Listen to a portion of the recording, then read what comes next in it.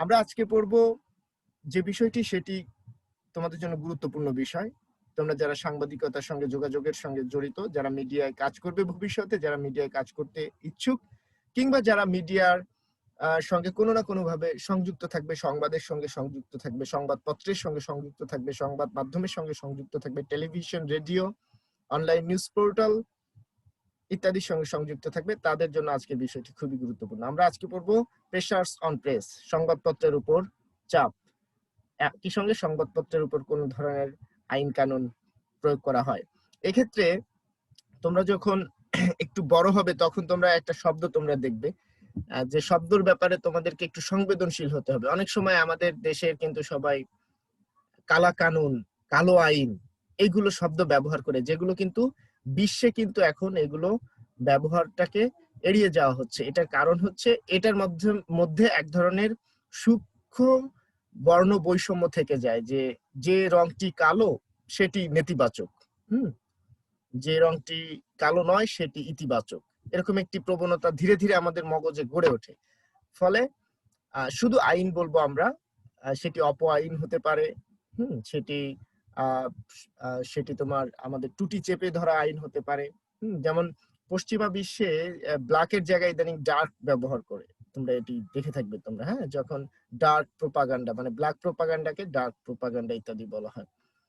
তো ব্ল্যাক যে ল, এই লটাকেও এখন আসলে ওই অর্থে আর ব্যবহার করা হয় না। কিন্তু আমাদের দেশের মানুষ যেহেতু আসলে বর্ণবাদ কিভাবে সূক্ষ্মভাবে মানুষ একের চেয়ে অন্যকে শ্রেষ্ঠ ভাবার যে অপমানসিকতা সেটি ধারণ করে, সে বিষয়ে আমাদের একাডেমিক অঙ্গন থেকে শুরু করে সাংবাদিকতা বা মিডিয়া যারা নিয়ন্ত্রণ করছে, রাজনীতি নিয়ন্ত্রণ করছে, যারা পলিসি মেকিং নিয়ন্ত্রণ করছে, তাদের পরিষ্কার ধারণা না থাকার কারণে এই শব্দগুলো বেশি হয়। ফলে আমি আশা করব আমার শিক্ষার্থী হিসেবে তোমরা ভবিষ্যতে যে এই শব্দটি যখন আনবে, তখন সংবাদপত্রের চাপ বা সংবাদপত্র বিষয়ক যে ধরনের আইন কানুন রয়েছে, যেগুলো আসলে সাপ্রেশন বা নিপীড়নকারী, হ্যাঁ, আইন, সে বিষয়ক তোমাদের আলাপটি হবে। ফলে শব্দ চয়ন একটু সাবধান হবে। আমি তোমাদের জন্য যে বিষয়টি নিয়ে আজকে আসলে কাজ করছি বা বলছি তোমাদের সামনে, সেটি নিয়ে অনেকগুলো বই অধ্যয়ন করেছি। তোমাদেরকে দেখাই বইগুলো। এটি হচ্ছে সুধাংশু শেখরের সাংবাদিকতা, সাংবাদিক ও সংবাদপত্র। এখানে সুজন মেহেদির বইটি রয়েছে। এটি বাংলা একাডেমি থেকে প্রকাশিত। সংবাদ লেখা ও সম্পাদনা সিকান্দার ফয়েজের এটি। আর সিকান্দার ফয়েজেরই আরেকটি বই এখানে রয়েছে, সেটি হচ্ছে সংবাদ কোষ। আর একটি বই রয়েছে এখানে, সেটি হচ্ছে গণযোগাযোগ তত্ত্ব প্রয়োগ। এটি শান্তি ও সাইমিনের অনুবাদ গ্রন্থ।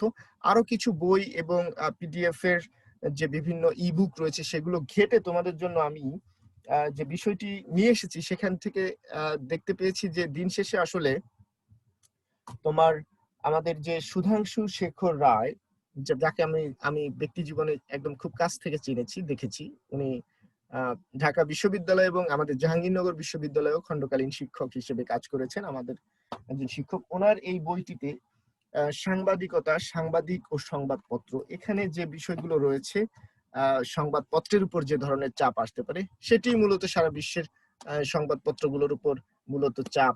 উনি যেটি অনেক গবেষণা করে হয়তো বের করেছেন, আমি অনেক ঘাটাঘাটি করে দেখেছি, আসলে এগুলোর বাইরে আসলে চাপ হতে পারে না। এরপরেও কিছু নতুন বিষয় রয়েছে, যেহেতু ওনার পুস্তকটি লিখিত হয়েছে 1994 সালে, 2003 সালে এটি পুনর্মুদ্রিত হয়েছে, এবং বর্তমান সময়ের প্রেক্ষাপটে অনেক ধরনের নতুন আইন, নতুন কানুন যুক্ত হয়েছে।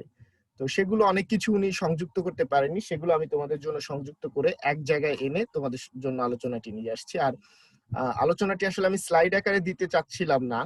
এটির কারণ হচ্ছে স্লাইড দেখলে তোমরা আসলে এই আলোচনার যে ইনডেপথ যে বিষয়গুলো, সেই বিষয়গুলোতে হয়তো নাও যেতে পারো। আমরা চাচ্ছি যে আলোচনার ভেতরে তোমরা প্রবেশ করো, আলোচনার ভেতরে তোমাদের মস্তিষ্কের প্রবেশ ঘটুক, সে কারণে আসলে এই আলোচনা। ফলে আমি চাই তোমরা মনোযোগ দিয়ে শুনবে, এবং কারো যদি কোনো ধরনের কিছু বলার থাকে, তাহলে সে যেটি করবে সেটি হচ্ছে সবার আগে তোমার হাত জাগাবে। হাত না জাগালে কিন্তু হবে না, এটি আমি বলে দিলাম। হাত জাগালে আমি তাকে বলবো যে তোমাদের কি বলার বা কিছু বলার আছে কিনা। তো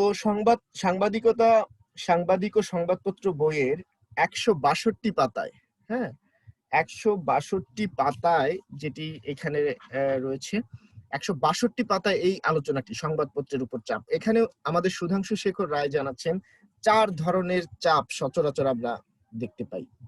4 ধরনের চাপ মোটামুটি। সেখানে আমি আরেক ধরনের চাপ যুক্ত করেছি অন্যান্য বা বিবিধ চাপের আওতায়, কিন্তু মোটামুটি উনি যেটি বলেছেন 4 ধরনের চাপ আমরা দেখতে পাই। 1 নম্বর চাপ উনি বলতেছেন রাষ্ট্রীয় চাপ। হ্যাঁ, এগুলোর ভিতরে অনেক শাখা প্রশাখা আছে, সেটি আমরা পরে আলোচনা করছি। প্রথম চাপ যেটি সংবাদপত্রের উপর, সংবাদ মাধ্যমের উপর, গণমাধ্যমের উপর আসে, সেটি হচ্ছে রাষ্ট্রীয় চাপ। নাম্বার 1 মনে রাখবে, রাষ্ট্রীয় চাপ। রাষ্ট্র থেকে গণমাধ্যমের উপর, সাংবাদিকের উপর, সংবাদ মাধ্যমের উপর, সংবাদ কর্মীর উপর চাপ রয়েছে।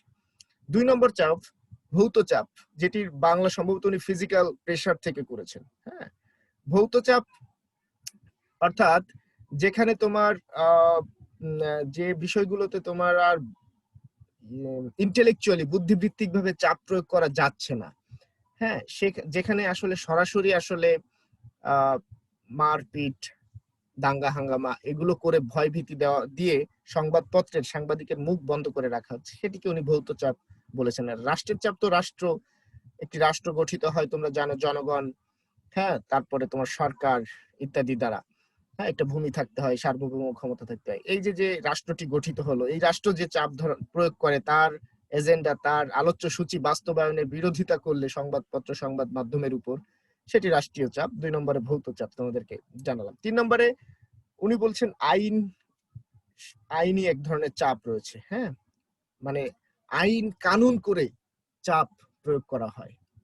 হ্যাঁ, যাতে সংবাদপত্র সঠিক তথ্য প্রদান না করে, যাতে গণমাধ্যমে তথ্যের অবাধ প্রবাহ না হয়, যাতে ক্ষমতাসীন বুর্জোয়া সুবিধাবাদী শ্রেণী, চোর বাটপার, যারা কর ফাঁকি দেয়, যারা ক্ষমতার অপব্যবহার করে, দুর্নীতি করে, তাদের যাতে হাটে হাড়ি না ভেঙে যায়, সেজন্য নানা ধরনের আইন অনেক সময় চাপিয়ে দিতে চায়। অবশ্যই রাষ্ট্র এখানে মুখ্য ভূমিকা পালন করে এই আইনগুলো করতে। তো এই আইনগত চাপ 3 নম্বর চাপ। এবং 4 নম্বর চাপ যেটি আমাদের সুধাংশু শেখর রায় বা সিকান্দার ফয়েজ দুজনেই তিনি জানাচ্ছেন, সেই চাপটি হচ্ছে বাণিজ্যিক চাপ। অর্থাৎ আমাদের পুঁজিবাদী অর্থনৈতিক ব্যবস্থায় প্রত্যেকটা সংবাদপত্র তাদের এক ধরনের মালিক থাকে। সেই মালিক পক্ষের একটি ব্যবসা প্রতিষ্ঠান হিসেবে পত্রিকাটি আসলে চালু হয়। অনেক সময় মালিক পক্ষের অন্যান্য ব্যবসা প্রতিষ্ঠানকে সুরক্ষার জন্য হয়, সে উদাহরণও রয়েছে, সেগুলো নিয়ে আমরা সামনে আলোচনা করব। কিন্তু মূলত এটি কারণ যেহেতু এই সংবাদপত্র বা সংবাদ মাধ্যমে, সেটি টেলিভিশন হতে পারে, বেতার হতে পারে, সংবাদপত্র হতে পারে, অনলাইন নিউজ পোর্টাল বা নিউজ পেপার হতে পারে, সেখানে যারা কাজ করে তাদের কিন্তু বেতন ভাতা বোনাস দিতে হয়। তো তাদের নিশ্চয়ই অর্থনৈতিক একটি প্রবাহ নিশ্চিত করা লাগে, নিশ্চিত থাকতে হয়। এই প্রবাহটি সচল করার জন্য নানা ধরনের সার্কুলেশন, বিজ্ঞাপন ইত্যাদির মাধ্যমে কিন্তু অর্থ আয় হয়। এই যে বাণিজ্যিক যে আয় রোজগার, এটির উপর আক্রমণ করে সংবাদপত্র, সংবাদ মাধ্যম, টেলিভিশন, বেতার, অনলাইন নিউজ পোর্টাল, তাদের উপর কিন্তু চাপ প্রয়োগ করা হয় যাতে তথ্যটা না প্রচার করা হয়। এরপরে বিবিতে যে অংশটি রয়েছে সেখানে হচ্ছে বিভিন্ন ধরনের প্রতিযোগী থাকবে এবং ইন্টারনাল সেন্সরশিপ থাকবে, সেটি নিয়ে আমরা বিবিধ আলোচনা করব। মূলত এই 4টা আলোচনা। এখন আমার কাছে প্রশ্ন হচ্ছে, ঠিক আছে, এই 4 ধরনের চাপ আমার কাছে আসে, কিন্তু এই চাপ কেন আসে? চাপ আসে কারণ ব্রিটিশ একজন পাবলিশার লর্ড নর্থক্লিফ তিনি বলেছেন যে news is what somebody somewhere wants to suppress, all the rest is advertising. তার মানে সংবাদ হচ্ছে এমন কিছু যা কোথাও কেউ না কেউ চাপা দিয়ে রাখতে চাচ্ছে, বাকি সব বিজ্ঞাপন।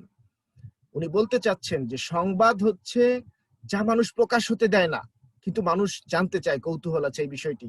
হ্যাঁ, সেটি দুর্নীতি হতে পারে, হ্যাঁ, অপরাধ হতে পারে, তোমার কোন ষড়যন্ত্র হতে পারে, যৌনতা হতে পারে, হ্যাঁ, কোন ধরনের হামলা, সংঘাত, বিপর্যয়, দুর্যোগ, নানা কিছু হতে পারে যা মানুষ চাপা দিয়ে রাখতে চায়, অন্যকে জানতে দিতে চায় না। এটি সংবাদ, লর্ড নর্থক্লিফ বলেছেন। তাহলে চাপ কেন আসবে? চাপ আসার পক্ষ কারা? যারা এই তথ্যের অবাধ প্রবাহটাকে বন্ধ করতে চায়, যারা তথ্যের অবাধ প্রবাহ চলতে দিতে চায় না, যাদের কোনো একটি তথ্য প্রকাশ হয়ে গেলে তার হাটে হাড়ি ভেঙে যেতে পারে। তার যে অন্যায়ের রাজ্য, তার যে অপরাধ, তার যে পাপ, তার যে দুর্নীতি, তার যে চুরি, তার যে বাটপারি, তার যে গাদ্দারি, তার যে বেইমানি, তার যে জনতার কাছে যে দায়িত্ব জ্ঞানহীনতা, সেগুলো ফাঁস হয়ে যেতে পারে, প্রকাশ হয়ে যেতে পারে। তার যে ভুল নীতি, তার যে দেশদ্রোহিতা, তার যে দেশের বিরুদ্ধে ষড়যন্ত্র, তার যে কর ফাঁকি দেওয়া, এগুলো ফাঁস হয়ে যেতে পারে। তার কোনো অপরাধের সঙ্গে সংশ্লিষ্টতা, এগুলো ফাঁস হয়ে যেতে পারে। এই যে যে বিষয়গুলো বললাম, এগুলোর সঙ্গে যারা জড়িত, তারা চায় বিভিন্নভাবে চাপ দিয়ে গণমাধ্যমকে নিয়ন্ত্রণে রাখতে, নিজের হাতের মুঠোয় রাখতে। গণমাধ্যম যাতে করে তোমার কিছুতেই সত্য প্রকাশ করতে না পারে, গণমাধ্যম যাতে আপোষকামী হয়ে যায়, গণমাধ্যমের আপোষহীন চরিত্র যাতে না থাকে, তাতে করে সত্য প্রকাশিত হয়ে যাবে। গণমাধ্যম বা সংবাদ মাধ্যম বা সংবাদপত্র বা টেলিভিশন বা বেতার যখন অবাধ ও স্বাধীন তথ্য প্রবাহকে নিশ্চিত করবে, তখন সমাজে শান্তি শৃঙ্খলা প্রতিষ্ঠিত হবে, ন্যায় বিচার প্রতিষ্ঠিত হবে, তখন আইনের শাসন প্রতিষ্ঠিত হবে, তখন গণতান্ত্রিক ধারা প্রতিষ্ঠিত হবে এবং একটি সুশৃঙ্খল সমাজ ব্যবস্থা তৈরি হবে। এটার কারণ গণমাধ্যম হচ্ছে ওয়াচডগ, যে পাহারা দেয় কোথায় কি ঘটছে, কেউ ভুল করছে কিনা, পলিসি মেকার ভুল করছে কিনা, রাষ্ট্রের প্রধান ভুল করছে কিনা, সেনাবাহিনীর কেউ ভুল করছে কিনা, পুলিশের কেউ ভুল করছে কিনা, বিডিআর এর কেউ ভুল করছে কিনা, সাংবাদিক ভুল করছে কিনা, সাংবাদিক অপরাধ করছে কিনা নিজের নাম পরিচয় ব্যবহার করে, হ্যাঁ, রাজনীতিবিদ অন্যের সাথে সাক্ষাৎকার করে দেশের ক্ষতি করে ফেলছে কিনা, ব্যবসায়ী দেশের টাকা বাইরে পাচার করছে কিনা, হ্যাঁ, শাহেদরা করোনার ভুল টেস্ট করছে কিনা, সাবরিনারা করোনার ভুল টেস্ট করে মানুষের ক্ষতি করে ফেলছে কিনা, হাজার হাজার কোটি টাকা পাচার করছে কিনা, ব্যাংক লুট করছে কিনা কেউ, এগুলো দেখবে সাংবাদিক। আর এই সাংবাদিককে এভাবে দেখতে হলে তাকে চাপ মুক্ত ভাবে কাজ করার সুযোগ দিতে হয়। চাপ মুক্ত ভাবে যাতে কাজ না করতে পারে, সে কারণে তার উপর এই বিষয়গুলো দিয়ে চাপ দেয় বিভিন্নভাবে অপরাধের সঙ্গে সংশ্লিষ্ট ব্যক্তি, প্রতিষ্ঠান, সংগঠন, সংস্থা কিংবা যে কোনো সংঘবদ্ধ জনগোষ্ঠী। এই কারণে আমরা এখন 4টা বিষয় একটু বিস্তারিত যাব। আমাদের প্রথম চাপ হচ্ছে রাষ্ট্রীয় চাপ। রাষ্ট্রীয় চাপ বিভিন্নভাবে আসতে পারে, একদম বিভিন্নভাবে আসতে পারে। হ্যাঁ, ধরো রাষ্ট্র যেহেতু একটি রাষ্ট্রের অভ্যন্তরের সবকিছুকে নিয়ন্ত্রণ করে, সেজন্য রাষ্ট্র খুবই গুরুত্বপূর্ণ এই চাপ প্রয়োগের ক্ষেত্রে এবং নাম্বার 1 প্রধান চাপ প্রয়োগকারী। কারণ রাষ্ট্র যদি না চায়, রাষ্ট্র যদি চায় একটি গণমাধ্যমের স্বাধীনতা কেউ নষ্ট করতে পারে না। আবার রাষ্ট্র যদি চায় একটা রিপ্রেসিভ অত্যাচারী রাষ্ট্র, একটা একটা একটা রক স্টেট, একটা একটা নষ্ট বাজে ভয়াবহ রাষ্ট্র যদি চায়, কোনো গণমাধ্যম স্বাধীনতা পাবে না, সাংবাদিকের কোনো মূল্য থাকবে না, তাহলে সে কিন্তু বিভিন্ন ধরনের আইন কানুন, বিভিন্ন ধরনের বাহানা করে গণমাধ্যমের মুখ চেপে ধরতে পারে, টুটি চেপে ধরতে পারে। তোমার মাথায় বন্দুক ঠেকিয়ে তোমাকে মুখ দিয়ে বলবে এদেশে গণমাধ্যম স্বাধীন, সাংবাদিকরা স্বাধীন, সংবাদপত্র স্বাধীন। তো তোমরা যদি Aladeen, admiral general Aladeen the dictator দেখে থাকো, কিংবা কিং জং উনকে নিয়ে দ্য ইন্টারভিউ সিনেমা, সেখানে দেখতে পারবে রিপ্রেসিভ স্টেটে কিভাবে আসলে পিছন থেকে আঘাত করা হয়। যদিও এই দুটি চলচ্চিত্র প্রোপাগান্ডা সিনেমা, এই দুটি চলচ্চিত্রে একটিতে লিবিয়ার গাদ্দাফিকে খুবই নেতিবাচকভাবে তুলে ধরা হয়েছে, যেটি আসলে তিনি ছিলেন না। তিনি তার সময়ে, বর্তমান সময়ে মার্কিন যুক্তরাষ্ট্র এবং ন্যাটোর ইনভলভমেন্টে লিবিয়ার যে দুরবস্থা তার চেয়ে অনেক ভালো ছিল। একইভাবে কিম জং উনকে যেভাবে বাজেভাবে চিত্রিত করা হয়েছে দ্য ইন্টারভিউতে, সেটিও আসলে সঠিক চিত্রায়ন না। আমি জাস্ট বলতে চাচ্ছি যে কোনো একটি রিপ্রেসিভ স্টেট কিভাবে আসলে গণমাধ্যমকে প্রভাবিত করতে পারে বা যে কোনো বিষয়টিকে, সেই উদাহরণ দেওয়ার জন্য নিয়ে আসলাম। কিন্তু চলচ্চিত্র দুটাই কিন্তু ফ্যাক্ট দেখানো হয়নি, এটি তোমরা দেখার সময় মাথায় রাখবে। তো রাষ্ট্র প্রথমে তোমাকে চাপ দিবে যে বিষয়টিকে সামনে নিয়ে, সেটি হচ্ছে লাইসেন্সের মাধ্যমে। রাষ্ট্র তোমাকে বলবে তোমার লাইসেন্স নাই, তোমার লাইসেন্স কই, তুমি লাইসেন্স কি নবায়ন করছো, তুমি লাইসেন্সের সঠিক টাকা দিয়েছো, লাইসেন্স করো না কেন, কোটি টাকা দিয়ে লাইসেন্স করতে হবে। কিন্তু যদি সংবাদ মাধ্যমকে তুমি একটা ছোট্ট ধরো একটা একটা তথ্যের অবাধ প্রবাহের একটা পজিটিভ ইতিবাচক ব্যবস্থার তুমি ধরো, যদি পত্রিকাকে, সংবাদপত্রকে, টেলিভিশনকে ধরো, সেক্ষেত্রে তোমার 100 কোটি টাকা একটা টেলিভিশন চ্যানেল খুলতে বাংলাদেশে বা অন্য দেশে কেন লাগবে? 100 কোটি টাকা কেন আমার লাগবে? আমার টেলিভিশন চ্যানেল যদি দেশে সঠিক আইন কানুন থাকে, যে 10টা 20টা কর্মী যা থাকুক, কর্মীদের সঠিকভাবে পে করে যদি কেউ টেলিভিশন পত্রিকা চালাতে পারে তাহলে তো সমস্যা নাই। তোমার সমস্যা কি ভাই? তুমি নিশ্চিত করবা রাষ্ট্র হিসেবে তোমার শ্রমিককে, তোমার রাষ্ট্রের নাগরিককে সঠিকভাবে বেতন দেওয়া হচ্ছে কিনা। কিন্তু তুমি 100 কোটি টাকা, 10 লক্ষ টাকা, 20 লক্ষ, 25 লক্ষ টাকা দিয়ে লাইসেন্স একটা একটা বোঝা চাপিয়ে দিয়ে সংবাদপত্রের যে উত্থান সেটিকে অনেক সময় কিন্তু ঠেকিয়ে দেওয়া একটা একটা চেষ্টা করা হয়। গণমাধ্যম অনেক বেশি হয়ে গেলে অনেক বেশি সাংবাদিক হয়ে যাবে, অনেক বেশি সাংবাদিক, অনেক বেশি সংবাদ মাধ্যম, মানে অনেক বেশি প্রশ্নের সম্মুখীন হতে হবে। কোনো একটা চোখকে ফাঁকি দিলা, 20টা চোখকে ফাঁকি দিলা, কিন্তু চ্যানেল যদি হয়ে যায় 50টা, তাহলে তুমি কয়টা চোখকে ফাঁকি দিবা? কোনো না কোনো ক্যামেরায় তোমাকে ধরতে পড়তে হবে, কোনো না কারো কলমে তোমার অপরাধের চিত্র ফুটে আসবে। ফলে লাইসেন্স অনেক সময় রাষ্ট্র লাইসেন্স ব্যবহার করে এটি চেষ্টা করে। এটি শুধু আজকের বাংলাদেশ বা আজকের অন্যান্য দেশের পরিস্থিতি নয়, এটি সেই যে উপমহাদেশে প্রথম পত্রিকা চালু করলেন হিকির বেঙ্গল গেজেট 1780 সালে, যদিও ওনার আগে বোল্টন নামে একজন ব্যক্তি, জন বোল্ট, তিনি চেষ্টা করেছিলেন, কিন্তু প্রথমত 1780 সালের জানুয়ারিতে, 29 জানুয়ারি যদি আমি এক্সাক্ট ডেট বলি, সেই ডেটে হিকি বেঙ্গল গেজেট বের করলেন। সেই বেঙ্গল গেজেটকে কিন্তু এই সেন্সরশিপ, আইন কানুন ইত্যাদির উপর মানে চাপ দিয়ে কিন্তু বন্ধ করে দেওয়া হয়। তারপরে 1799 সালে ওয়েলসলি যে নীতি করেন, সেখানেও কিন্তু সংবাদপত্রের উপরেই তথাকথিত লাইসেন্সের চাপ দিয়ে কিন্তু সংবাদপত্রের বা স্বাধীনতাকে ক্ষুণ্ণ করা হয়। একইভাবে 1823 সালে যখন অ্যাডাম, উনি খুবই ভয়াবহ বাজে একজন মানুষ ছিলেন, ব্রিটিশ গভর্নর, উনি অ্যাডামস গ্যাগিং অ্যাক্ট নামক একটা বাজে আইন করেন, যেখানে আসলে কি প্রকাশ করবা তার সংবাদপত্রে লেখার আগে ওনাকে দিয়ে আসতে হবে, এই শর্তে লাইসেন্স নিতে হবে। যদিও ম্যাকলে 1835 সালে এসে এটি কমিয়েছিলেন, কিন্তু 1878 সালে গিয়ে আবার লর্ড লিটন নামক এক ব্রিটিশ দখলদার, যাকে লর্ড বলা আমাদের উচিত হবে না, উনি লিটনই, ওনাদের কোনো লর্ড বলা হবে না, ওনারা এখানকার দখলদার ছিলেন, ওনাদের বলতে হবে দখলদার লিটন। এই দখলদার লিটন 1878 সালে কিন্তু আবার একটা আইন করেন, সেটিও গ্যাগিং অ্যাক্ট নামে পরিচিত। সেই আইন এত বাজে যে সেই আইনটা আসলে আমরা স্বদেশী মানুষ যারা ভারতীয় উপমহাদেশের বা বাংলাদেশের বা পশ্চিমবঙ্গের বা তামিলনাড়ুর বা দিল্লির, তাদের ভাষার পত্রিকা বের করার উপর অনেক বেশি এই সেন্সরশিপ আরোপ করে, যে ম্যাজিস্ট্রেটের কাছ থেকে অনুমতি নিতে হবে, ম্যাজিস্ট্রেট যদি সে লাইসেন্স না দেয় তাইলে কোনো লাইসেন্স কেউ পাবে না, এবং এটার কোনো আপিল করা যাবে না। এটির নাম হচ্ছে ভার্নাকুলার প্রেস অ্যাক্ট। তোমাদের আমরা যখন আলাদা একটি কোর্স করাবো আইন কানুন বিষয়ে, তখন এই বিষয়গুলো তোমরা জানতে পারবে। তো যেটি বলছিলাম, রাষ্ট্র আজকে না, শুধু অতীত থেকেই কিন্তু এই লাইসেন্স ইত্যাদির বোঝা চাপিয়ে দিয়ে কিন্তু আমাদের গণমাধ্যমের মুখটাকে মানে চেপে ধরার চেষ্টা করে। এখন দেখো আমাদের দেশের অনেকে বলে শত শত অনলাইন নিউজ পোর্টাল গজিয়ে গেছে। এটা যারা বলে, হ্যাঁ, যারা মনে করো যে মিথ্যা তথ্য ছড়াচ্ছে, গুজব ছড়াচ্ছে, তাদেরকে আপনি আইনের আওতায় নিয়ে আসুন। কিন্তু প্রত্যেকটা অনলাইন পোর্টালকে লক্ষ টাকা দিয়ে যখন তুমি নিবন্ধিত করতে বলো, লাইসেন্স নিতে বলো, তখন আসলে সংবাদপত্র শিল্প দাঁড়ানোর সুযোগ থাকে না। কারণ তোমরা জানো এটা একটা স্মল ইন্ডাস্ট্রি, ছোট একটা ইন্ডাস্ট্রি। তোমার একটা ওয়েবসাইট খুলতে 10,000 টাকা চলে যায়। এরপরে তোমাকে যদি একটু সুযোগ না দেওয়া হয় ভালো কাজ করার, তার আগেই যদি তুমি একজন উদ্যোক্তা, তানভীর, সাদিয়া, অনন্যা, মাফরুম, আসো, তোমরা একটা পোর্টাল বানালে, এখন তোমাদের প্রথমেই যদি 10 লক্ষ টাকা দিয়ে এটি নিবন্ধন করতে বলা হয়, শুধু বাংলাদেশের প্রেক্ষাপটে বলছি না, যে কোনো দেশের প্রেক্ষাপটে, তাহলে তুমি কিভাবে দাঁড়াবে? তুমি সংবাদপত্র জাতির দায় এড়ানোর জন্য আচ্ছা, এখানে একজন বলছে কারোর লাইন ডিসকানেক্ট হয়েছে। আচ্ছা, এটি আসলে আমাদের এখান থেকে কিছু করার নেই, ওকে আবার চেষ্টা করতে হবে, এবং এটি কিন্তু খুব গুরুত্বপূর্ণ কোনো কথা না। এই ক্লাসটি রেকর্ড করতেছি, এটি পরবর্তীতে দেখা যাবে, আর যার ডিসকানেক্ট হবে সে আবার আসার চেষ্টা করবে। ফলে অনেক গুরুত্বপূর্ণ আলাপের সময় আমরা চেষ্টা করব যথাসম্ভব বুঝতে যে কতটুকু গুরুত্বপূর্ণ আলাপটি।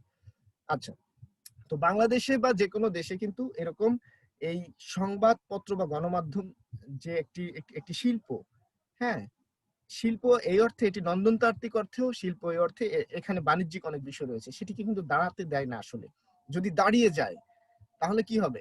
দাঁড়িয়ে গেলে অনেক বড় মেয়াদের আসলে সমস্যা হবে, অনেক গণমাধ্যম যদি দাঁড়িয়ে যায়। আচ্ছা, তারপরে সেন্সরশিপ নাম্বার 2।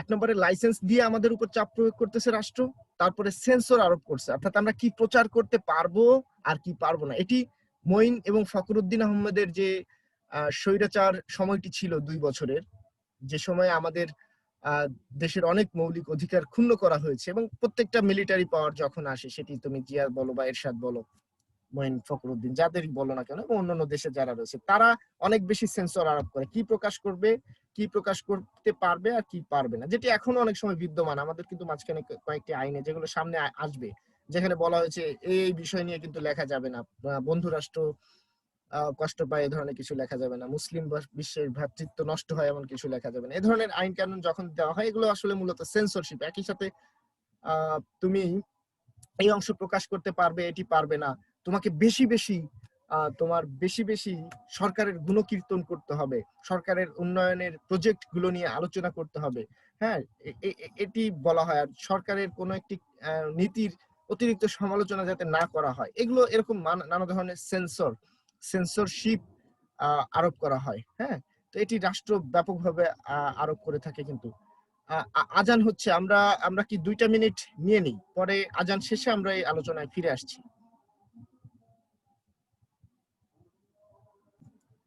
আচ্ছা, আমরা আবার ফিরে এলাম।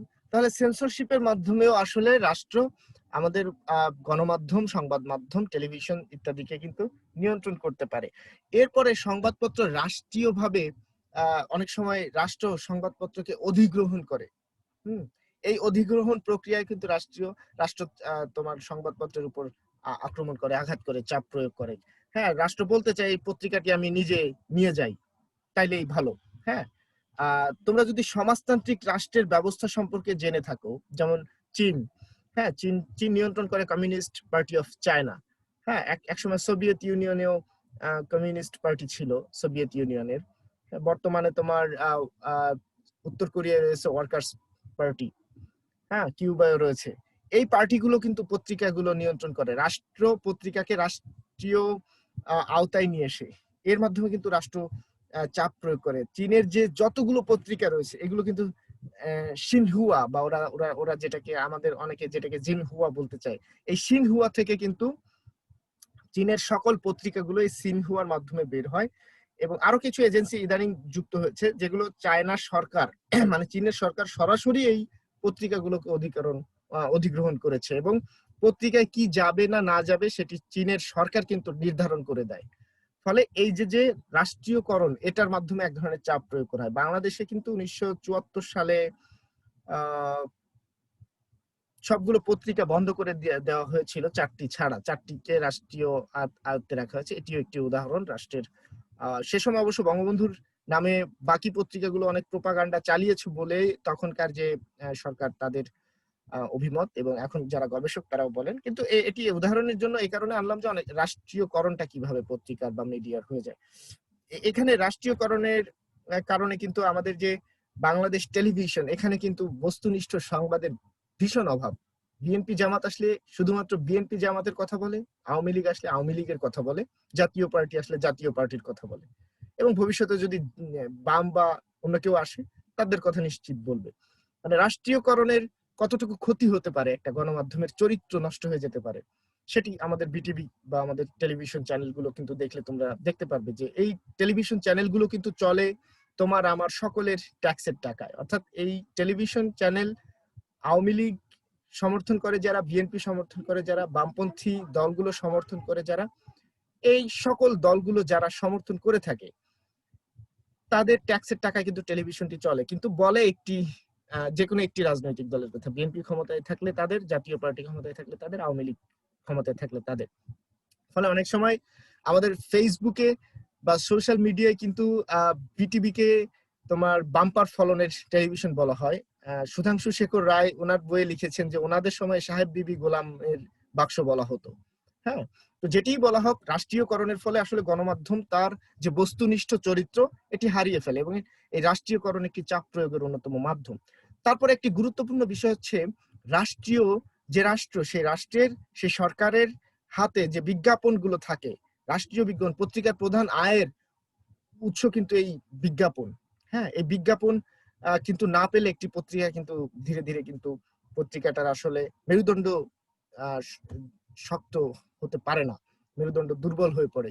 হ্যাঁ, তোমরা দেখতে পাবে বাংলাদেশের দৈনিক প্রথম আলো এবং দি ডেইলি স্টার, এই দুটি পত্রিকা ট্রান্সকম গ্রুপের পত্রিকা, এদের ব্যাকআপ রয়েছে, ট্রান্সকম গ্রুপ এদেরকে অর্থ দেয়, বা অন্যান্য অন্যান্য যে পণ্য রয়েছে বাংলাদেশে বেসরকারি খাতের বা শিল্পের পণ্য, সেগুলোর বিজ্ঞাপন তারা প্রচুর পরিমাণে পায়। বা কেউ কেউ অনেক সময় কনস্পিরেসি থিওরি দিয়ে বলেন, যেমন একজন সাংসদ শামীম ওসমান, যে উলফার টাকায় এই পত্রিকা প্রকাশিত হয়েছে, সেটির কোনো তথ্য প্রমাণ যদিও উনি দেননি।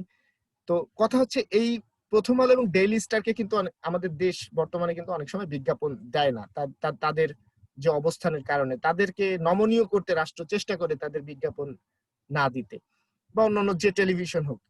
তো এটির কারণে এই যে অর্থনৈতিক ফ্লোটা, অর্থনৈতিক প্রবাহটা গণমাধ্যমে বিজ্ঞাপনের মাধ্যমে যাচ্ছে, সেই বিজ্ঞাপনটা বন্ধ করে দিয়ে রাষ্ট্র কিন্তু চাপ প্রয়োগ করে, যে আমার কথা না শুনলে তোর বিজ্ঞাপন বন্ধ করে দিব, তোর কিন্তু খাওয়া বন্ধ, বেতন বন্ধ, যেটি একটি ভীষণ বাজে প্রবণতা।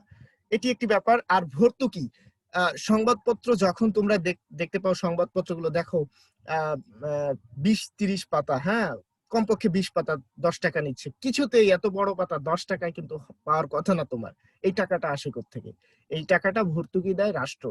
হ্যাঁ, তো রাষ্ট্র যদি মনে করে তার বিরুদ্ধে এই পত্রিকাটি কাজ করছে, তার যে এজেন্ডা, সেই এজেন্ডাকে বাধাগ্রস্ত করছে, তাহলে কিন্তু অনেক সময় রাষ্ট্র এই ভর্তুকিগুলো কমিয়ে দেয়, হ্রাস করে দেয়। হয়তো পুরো সামগ্রিকভাবে সকল পত্রিকায় যে পত্রিকাগুলো যাতে কাগজ বেশি দামে কিনতে হয় সেজন্য ভর্তুকিটা কম দেয়, অথবা ইন্ডিভিজুয়াল কোনো পত্রিকাকে কিন্তু এরকম ভর্তুকির আওতা থেকে বের করে দেওয়া হতে পারে, যেটি এক ধরনের বড় ধরনের রাষ্ট্রীয় চাপ।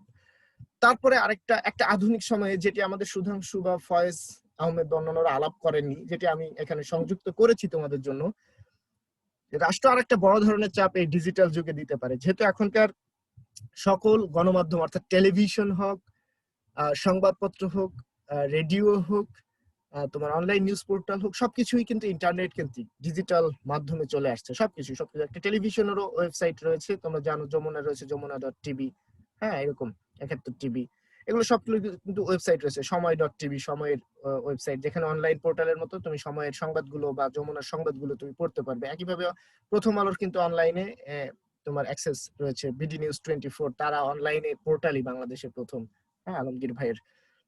এখন হয়তো খালেদ ইমরোজ, যিনি যিনি যিনি খালেদি, যিনি দুর্নীতির দায়ে অভিযুক্ত। তো যেটি বলতে চাচ্ছিলাম, সরকার এখানে যেটি করে, সরকার এই যে অনলাইনে আমাদের ব্যাপকভাবে সংবাদ মাধ্যমগুলোর উপস্থিতি, সরকার এখানে অনেক সময় ব্লক করে দিতে পারে ওয়েবসাইটটা। এটি এক ধরনের বড় ধরনের চাপ।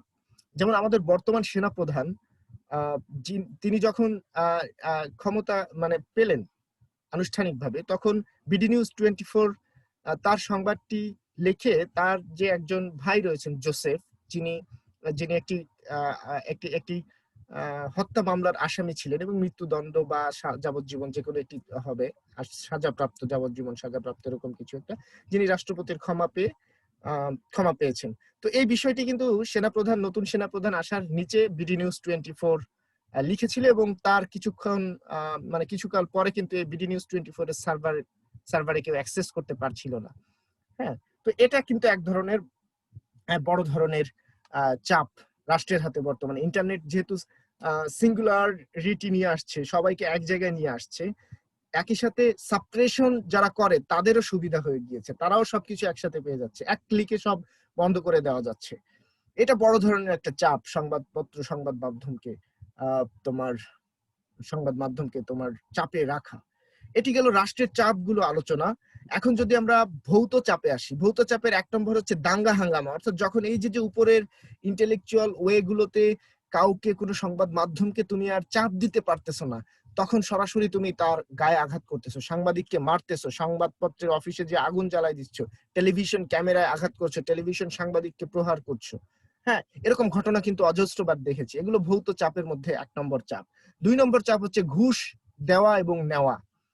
হ্যাঁ, এটি কিন্তু এক ধরনের চাপ। অনেক সময় তুমি 30,000, 25,000, 20,000 টাকা বেতন, 40,000, সর্বোচ্চ 50,000 টাকা বেতন পাওয়া একজন সাংবাদিক তোমার কাছে 50 লক্ষ টাকার ব্রিফকেস নিয়ে হাজির হবে। তুমি যখন এনার্জি বিট, বাংলাদেশের এই যে তেল, গ্যাস, বিদ্যুৎ, বন্দর, এই সমস্ত বিষয় নিয়ে তুমি যখন নিউজ করবে, এখানে হাজার কোটি টাকা দুর্নীতি হয়। এখানে কোনো লাখ লাখ বা কোটি না, হাজার হাজার কোটি টাকা দুর্নীতি হয়। হ্যাঁ, তো এরকম বড় জায়গায় তুমি যখন হাত দিবে, তোমার সামনে হয়তো ঘুষ নিয়ে আসবে, তখন তোমার উপর এক ধরনের চাপ প্রয়োগ করবে ঘুষের। হ্যাঁ, আবার অনেক সাংবাদিক রয়েছে যারা অসৎ, যারা নিজে থেকে ঘুষের কথা বলে, সেই সবগুলো বিষয়ই এখানে চলে আসছে। তবে তাদের আমরা ধর্তব্যে এই মুহূর্তে নিচ্ছি না, এই কারণে যে আমরা যাদের উপর চাপটা আসে সেটি বলতেছি। অনেক সময় তোমার পুরো মিডিয়ার উপর মানে মিডিয়ার উপর চাপ এমন ভাবে দিতে পারে, তোমার যে মালিক, সে মালিককে গাড়ি দিয়ে দিতে পারে কোটি টাকার বিএমডব্লিউ। হ্যাঁ, ফলে শুধু যে হাতে হাতে তোমাকে টাকা দিয়ে চাপ দিবে তা নয়, তোমাকে পুরস্কার দিতে পারে। হ্যাঁ, তোমাকে একটা গাড়ি দিতে পারে, বলতে পারে এই গাড়িটা রাখেন। তুমি একজন আদর্শ সাংবাদিক হিসেবে, সংবাদকর্মী হিসেবে, গণমাধ্যম কর্মী হিসেবে যখনই কারো কাছ থেকে উপহার নিলে তুমি কম্প্রোমাইজ করে ফেললে, তুমি নীতির কাছে আসলে আর 100% সঠিক, কারেক্ট, বিশুদ্ধ থাকতে পারলে না। তুমি নতি স্বীকার করে ফেললে যখনই উপহার নিলে। তোমার মনে হবে একবার উপহার নিলে কি হবে, কিন্তু মানুষের সাইকোলজি, মনস্তত্ত্ব এমনই যে তুমি কারো কাছ থেকে উপহার নিলে, কারো কাছ থেকে প্রশংসিত হলে কোনো কিছু নিয়ে, বা কাউকে প্রশংসা করলে কোনো কিছু নিয়ে, তুমি তার কাছে মানসিকভাবে ধরা থাকলে, হ্যাঁ, তুমি আর তার বিরুদ্ধে আসলে শক্ত অবস্থান নিতে পারবে না। এটা সাইকোলজিক্যালি, এটা বানাইছেই আমাদের এইভাবে স্রষ্টা, যে কারো কাছ থেকে কিছু আমরা যদি নেই, আমাদের তার প্রতি এক ধরনের কৃতজ্ঞতা বোধ জন্মায়, ঋণী থাকি আমরা। ফলে উপহার তুমি যদি নাও, সেটি সাংবাদিকতা করা অবস্থায় সেটি কিন্তু ঘুষ হয়ে যাচ্ছে, এটি মাথায় রাখবে। তোমাকে গিফট, হাদিয়া ইত্যাদি বলে দিবে, কিন্তু আদতে এটি ঘুষ। এটি কিন্তু তোমার উপর এক ধরনের চাপ। তোমার মনে হচ্ছে আরে আনন্দ লাগতেছে, কিন্তু এই আনন্দই তোমার চাপ, যে ঘুষ দেখে তোমার খুশি লাগতেছে। ফলে এগুলো থেকে দূরে থাকতে হবে, তোমার মিডিয়াকেও দূরে থাকতে হবে। তারপরে বন্ধুত্ব, 3 নম্বরে আরেকটি পয়েন্ট আমাদেরকে সুধাংশু দা জানাচ্ছেন। বন্ধুত্ব করা যাবে না সাংবাদিক হিসেবে, গণমাধ্যম কর্মী হিসেবে। তুমি সবার সাথে সুন্দর একটি সম্পর্ক রাখবে, কারোর সাথে ঘনিষ্ঠ বন্ধুত্ব করা যাবে না যার ব্যাপারে তোমার নিউজ করা হতে পারে। যেমন কোন একজন মন্ত্রী বা এমপি বা বিরোধী দলীয় নেতা বা নেত্রী, যার দুর্নীতির বহু তথ্য খতিয়ান তোমার হাতে আসবে, তোমার সাথে তার আবার খুবই বন্ধুত্বপূর্ণ, একেবারে বোজম ফ্রেন্ড, সেলফি তোলো প্রত্যেকদিন, তার সাথে চেক ইন দাও, ট্যাগ, হ্যাঁ, তাকে ট্যাগ করে ছবি দাও, সে তোমার বাড়ি এসে তুমি তার বাড়ি যাও, তার সঙ্গে লং ড্রাইভে ঘুরতে যাও। এমন অবস্থা যদি চলে আসে, সেক্ষেত্রে কিছুতেই তোমার কি করা যাবে না, এই এই এই বন্ধুত্বকে গাঢ় করা যাবে না, কিছুতেই এই পর্যায়ে নেওয়া যাবে না। সিকান্দার তোমার সুধাংশু শেখর রায়, উনি বলেছেন যারা বিনোদন সাংবাদিকতা করতে যায়, তাদের কিন্তু এই বন্ধুত্ব করার প্রলোভন অনেক বেশি চলে আসে। তোমাকে হয়তো উঠতি কোনো নায়ক বা নায়িকা তোমার সঙ্গে দারুণ সম্পর্ক জড়িয়ে তোমাকে বিভ্রান্ত করে ফেলবে। তো এই সম্পর্কগুলোকে মেনটেন করার সময় চাপ যাতে তোমার অজান্তে তোমার উপর না চলে আসে, এটি মনে রাখবে। 3 নম্বরে যে বিষয়টি আমাদের সামনে চলে আসছে, যে চাপ, সেটি হচ্ছে আইনগত চাপ। আইন না, আইন শুনলেই মনে হয় মার পেঁচা, আমাকে পেঁচায় ধরবে। একদম সঠিক কথা। সংবাদপত্র বা গণমাধ্যমকে আক্রমণ করার ক্ষেত্রে রাষ্ট্র কিন্তু আইনকে ব্যাপকভাবে ব্যবহার করে, এবং রাষ্ট্রের তৈরি করা আইনকে আবার বেসরকারি মানুষ, অর্থাৎ সরকারের তৈরি করা আইনকে বেসরকারি মানুষগুলো ব্যবহার করে কিন্তু আবার এই সংবাদপত্রকে, সংবাদ মাধ্যমকে, গণমাধ্যমকে কিন্তু ক্ষতিগ্রস্ত করতে চায়, চাপে রাখতে চায়, তাদেরকে কম্প্রোমাইজ করতে বলে সত্যের কাছে। হ্যাঁ, তো সংবাদপত্র বিষয়ক যে আইনগুলো আছে, এটি এটি এটি অনেক সময় তোমার এই যে তোমাদেরকে বললাম যে অনেক কঠিন নিয়ম থাকে, যে এই শর্তের মধ্যে আবদ্ধ হয়ে তোমাদেরকে আইন করতে, মানে পত্রিকা বের করতে হবে, না হলে পত্রিকা বের করতে পারবে না, এই কন্টেন্ট ছাপাতে হবে, না হলে পত্রিকা বের করতে পারবে না, পত্রিকায় কি কি যাচ্ছে সেগুলো আমাদেরকে আগে থেকে জানাতে হবে, না হলে পারবে না। এরকম নানা ধরনের আইন কিন্তু চলে আসতে পারে। তারপরে প্রেস কাউন্সিল গঠন করে আমাদেরকে এক ধরনের আইন, এক ধরনের নৈতিক বন্ধনে আবদ্ধ রাখতে পারে। বাংলাদেশের প্রেস কাউন্সিল নামের একটি কাউন্সিল আছে, তোমরা এই বিষয়ে যখন সামনে জানবে বা এখনই চাইলে গুগল করে জানতে পারো। এটি হচ্ছে সংবাদপত্রের বা সাংবাদিকদের অভ্যন্তরীণ, গণমাধ্যমের অভ্যন্তরীণ বিভিন্ন যে দ্বন্দ্ব আছে, এই দ্বন্দ্বগুলো মিটিয়ে থাকে। তারা আসলে শাস্তি দিতে পারে না, তারা নিন্দা বা ভর্ৎসনা করে।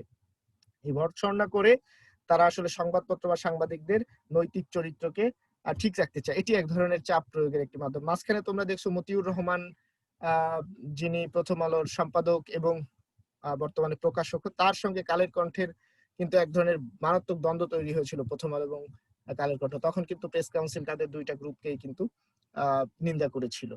তারপরে আদালত অবমাননা যে আইনটি রয়েছে, আদালত অবমাননা আইনটি কিন্তু আমাদের বাংলাদেশে ব্যাপকভাবে ব্যবহৃত হয় সংবাদপত্র, সাংবাদিকতা বা গণমাধ্যমের ব্যাপারে, যেটি মানে যেখানে সাংবাদিকতার শতভাগ বস্তুনিষ্ঠতা চর্চা হয় ইউরোপীয় ইউনিয়নের বিভিন্ন দেশে এবং মার্কিন যুক্তরাষ্ট্রের রাষ্ট্রকে আমরা বলতে পারি যারা ফার্স্ট অ্যামেন্ডমেন্টের দ্বারা তাদের সংবাদপত্র বা গণমাধ্যমকে শক্তিশালী অবস্থায় নিয়ে গেছে, সেখানে কিন্তু দেখা যায় না আদালত অবমাননা ইত্যাদি। কিন্তু বাংলাদেশে কিন্তু তোমার বিচার প্রক্রিয়া নিয়ে কোনোভাবে কিছু বলতে গেলেই কিন্তু এক ধরনের অবমাননা মামলা দিয়ে দেওয়ার সম্ভাবনা জেগে যায়। এটা এক ধরনের ভয়ানক প্রেশার, ভয়ানক চাপ। তোমরা যখন সাংবাদিকতা করবে তখন এটি দেখতে পাবে।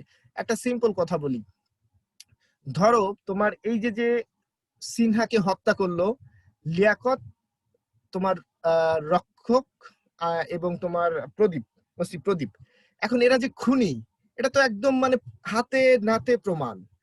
হ্যাঁ, তারপরেও এদেরকে রিমান্ডে নেওয়ার কত গাফিলতি হলো। এখন আদালতে গিয়ে এই যে এই ভদ্রলোকের আইনজীবী লিয়াকত, দুঃখিত, অভদ্রলোকের খুনি, এই খুনির আইনজীবী প্রথমেই বলবে কি, ইয়োর অনার, আমার মক্কেল সম্পূর্ণ নির্দোষ। একদম মিথ্যাচার, চরম মিথ্যাচার। সিসিটিভি ফুটেজ আছে, দেখা যাচ্ছে শিশু রাকিবকে হত্যা করেছে বেঁধে। তারপরেও সেই খুনিদের পক্ষে আইনজীবী যখন দাঁড়াচ্ছে আমাদের আদালতে বিচারকের সামনে, বিচারক নিজেও ভিডিও দেখে গিয়েছেন যে শিশু রাকিবকে পিটিয়ে বেঁধে হত্যা করছে, একজনের ভিডিও করছে, সবাই পেটাচ্ছে, তার সামনেই যখন বলছে ইয়োর অনার আমার মক্কেলগণ সম্পূর্ণ নির্দোষ, তিনি কিছুই করছেন না।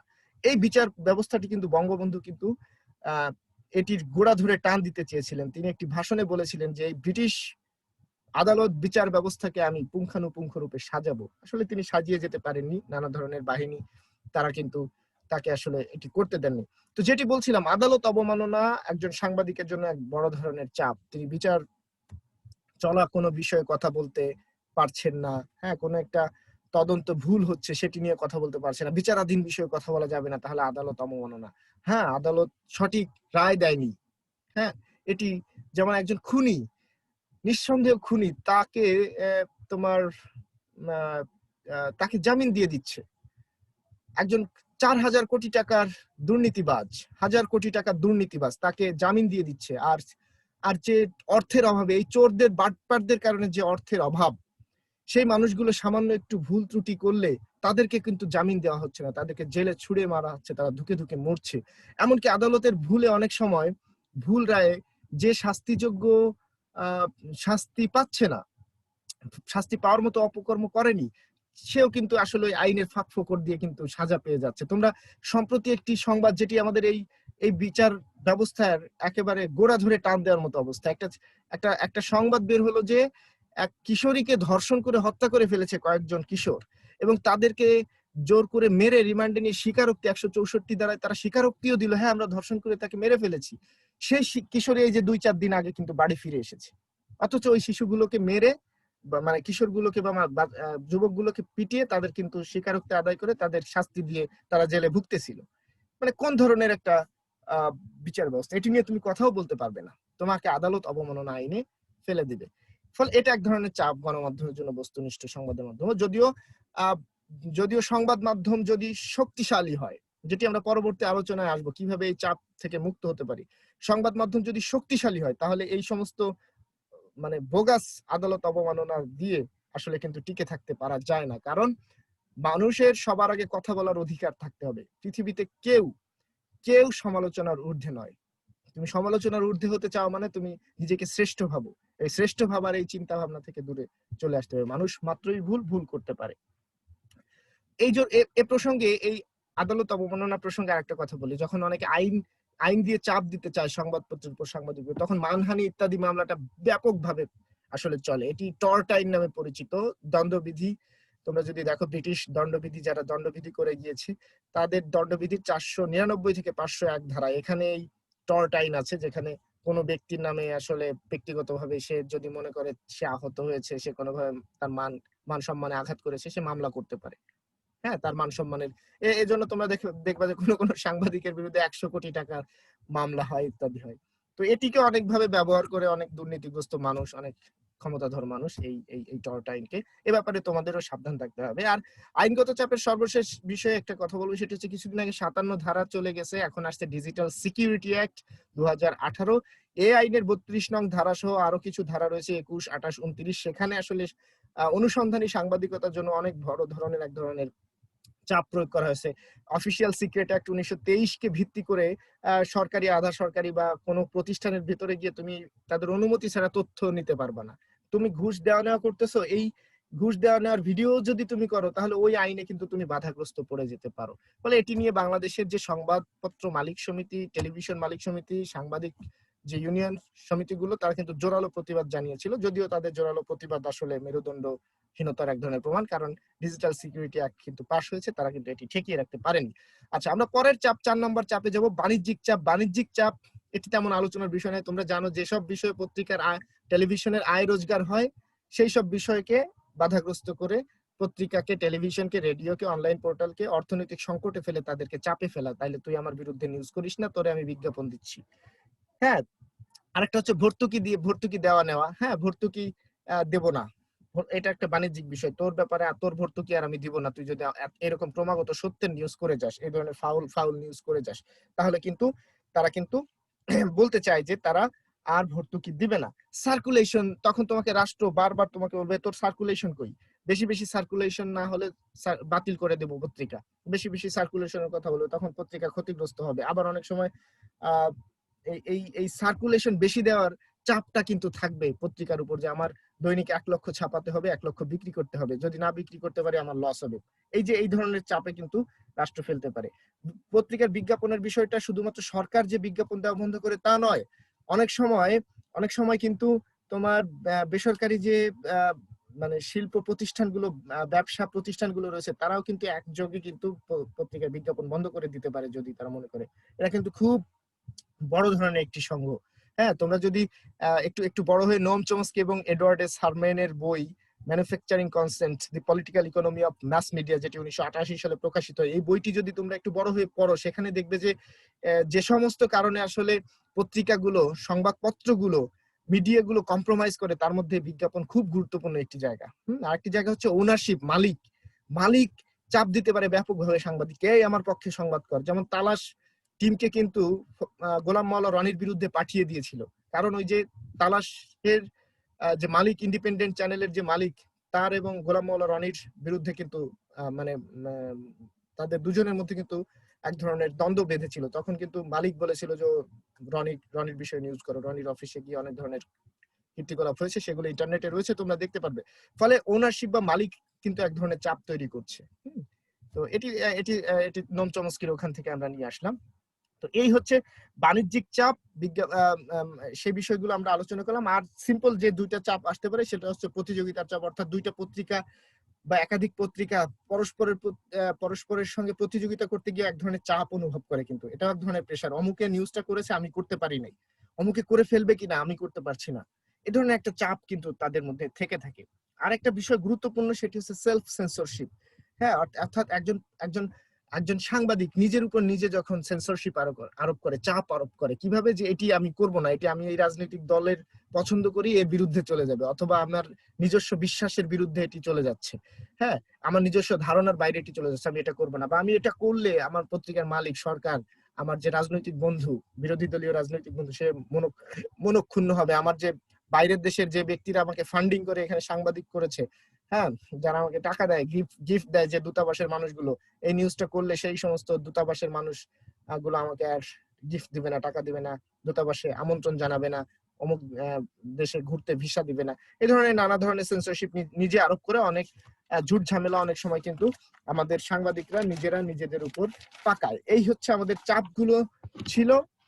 আমরা এখন এই চাপ মুক্ত কিভাবে হব সেটি জানবো।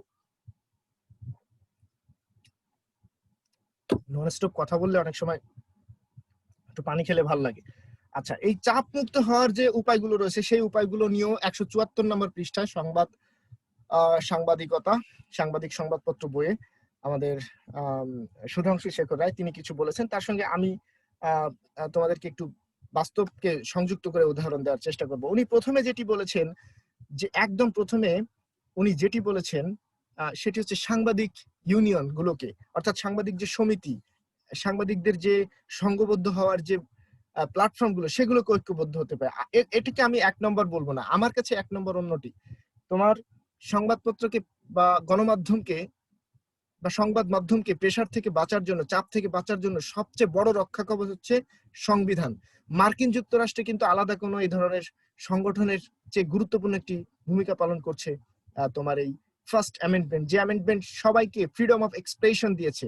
আমাদেরও কিন্তু এরকম একটা অ্যামেন্ডমেন্ট রয়েছে 39, আর্টিকেল 39 আমাদের বলছে যে এই রাষ্ট্র সংবাদপত্রের স্বাধীনতা দিল, যদিও কিছু কন্ডিশন শর্তের উপর ভিত্তি করে, যেটি থাকা উচিত নয়, কিন্তু তারপরেও রাষ্ট্র সীমিত মানে দুটো তিনটে শব্দ ব্যবহার করে কন্ডিশনের আমাদের কিন্তু ব্যাপক স্বাধীনতা দিয়েছে সংবাদপত্রের, অর্থাৎ গণমাধ্যমের স্বাধীনতা। এই এই সংবিধান আমার রক্ষা কবচ, গণমাধ্যমের, সংবাদকর্মীর, সাংবাদিকের রক্ষা কবচ, এটি সবার মাথায় রাখতে হবে। তারপরে 2 নম্বরে সাংবাদিক ইউনিয়ন গুলোকে শক্তিশালী হতে হবে, মেরুদণ্ডহীন হওয়া যাবে না। নিজের যে রাজনৈতিক আদর্শ, সাংবাদিকের কোনো রাজনৈতিক আদর্শ থাকে না, পৃথিবীর কোনো সাংবাদিক নাই ডেমোক্রেটিক জার্নালিস্ট, রিপাবলিকান জার্নালিস্ট। হ্যাঁ, পৃথিবীর কোনো দেশে সাংবাদিক নাই যে যাতে প্রতিষ্ঠান বোঝাই যায় যে এটা কংগ্রেসের, এটা বিজেপির। একমাত্র বাংলাদেশের যে সাংবাদিক সংগঠনগুলো রয়েছে, সংস্থাগুলো রয়েছে, তারা কোনো একটা পক্ষ, কোনো একজন, তিনি হচ্ছেন আওয়ামীপন্থী, আর তিনি হচ্ছেন বিএনপিপন্থী, তিনি হচ্ছেন জামাতপন্থী, তিনি জাসদপন্থী। সাংবাদিকতার এদের মাথার মধ্যে নাই, এদের মধ্যে কোনো আদর্শ নাই। যেহেতু এই সংস্থাগুলো, এই সংগঠনগুলো, ইউনিয়নগুলো যদি শক্তিশালী হতো, তাহলে সংবাদপত্রের উপর কেউ চাপ দিতে পারতো না। কারণ এই যে যে সাংবাদিক নেতাদের কম্প্রোমাইজ, সাংবাদিক সংগঠনগুলোর, সংস্থাগুলোর যে কর্ণধার, তাদের যে ক্ষমতা বন্টনের, সুবিধা বন্টনের, ভোগ বন্টনের যে অভিলাষ, সে অভিলাষ কিন্তু দীর্ঘমেয়াদী ভাবে সাংবাদিকদের জন্য ক্ষতির কারণ হয়ে দাঁড়ায়, গণমাধ্যমের উপর চাপ তৈরির সুযোগ তৈরি করে। যার কারণে তোমরা দেখতে পাচ্ছ যে ডিজিটাল সিকিউরিটি অ্যাক্ট যখন তৈরি করলো, তখন কিন্তু এটির বিরুদ্ধে আমাদের দেশের সাংবাদিকরা জোরালো ভূমিকা রাখতে পারেনি, কারণ তারা দীর্ঘদিন কম্প্রোমাইজ করে এসেছেন। তারা কেউ আওয়ামীপন্থী, কেউ বিএনপিপন্থী, কেউ অন্যান্য জামাতপন্থী, কেউ জাসদপন্থী, এই পন্থী হয়ে গিয়েছেন। তারা কেউ জনপন্থী, গণপন্থী, সাংবাদিকতাপন্থী কেউ আসলে ছিলেন না।